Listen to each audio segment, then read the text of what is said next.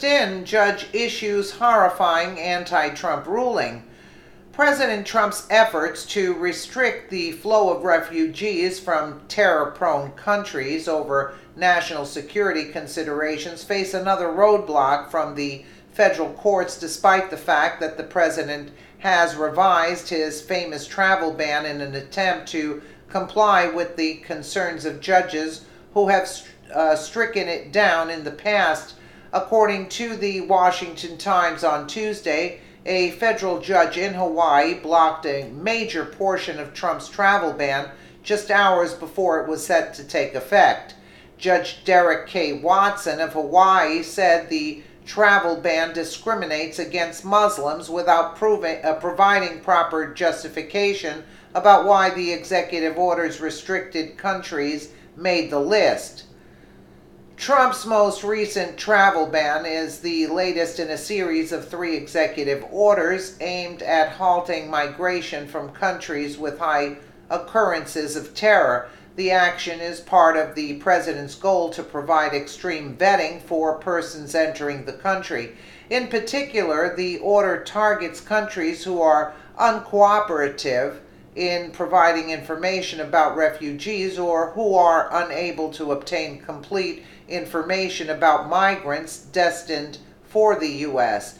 As Christian News Alerts reported, the Supreme Court tossed out the case against Trump's previous executive order because its 90-day ban on travel from various nations with high levels of terrorism expired, making the case moot.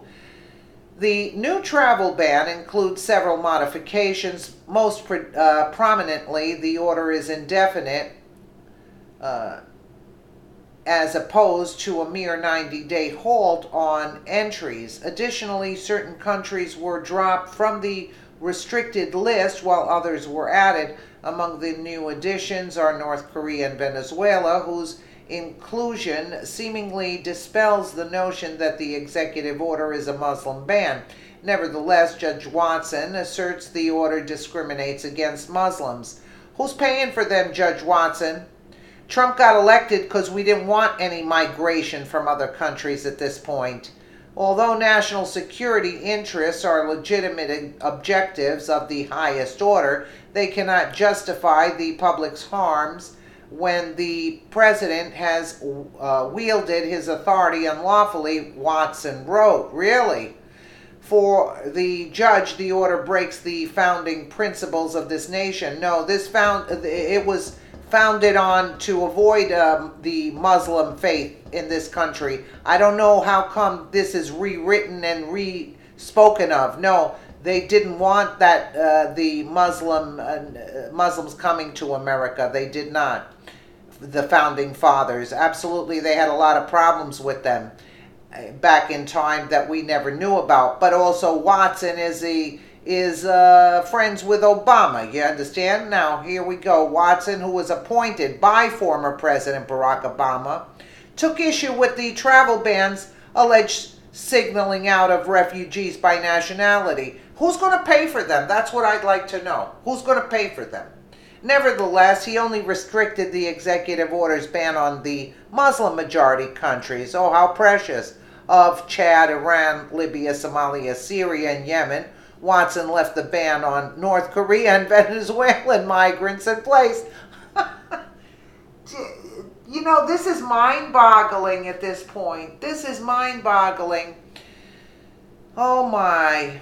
The judge argued the White House did not sufficiently prove why additional restrictions are needed on migrants from the listed countries. He's probably paid by Soros, mind you, and cited a Department of Homeland Security memo that says country of origin does not effectively predict terrorist activity.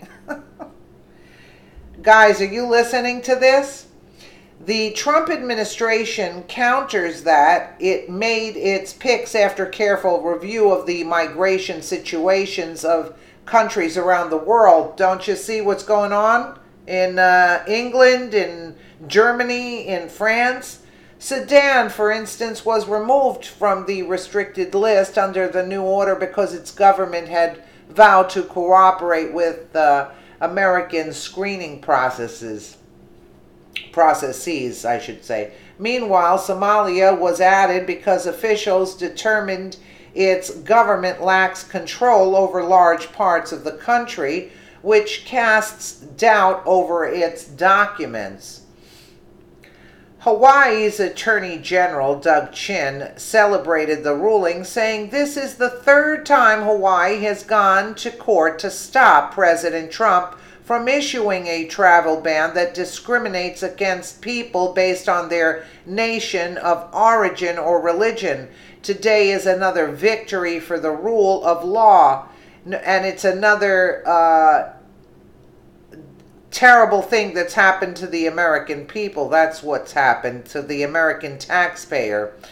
The Trump administration pledges to keep fighting for the executive order. A spokesman for the Justice Department said today's ruling is incorrect, fails to properly respect the separation of powers, and has the potential to cause serious negative consequences for our national security. Not only the national security, the national debt. The national debt, how about that? Who's paying for this? Who's paying for this? Is the judge from Hawaii going to pay for them? If he's willing to foot the bill, by all means, go right ahead. Let me know what you guys think in the comments below. And again, thank you so much for watching.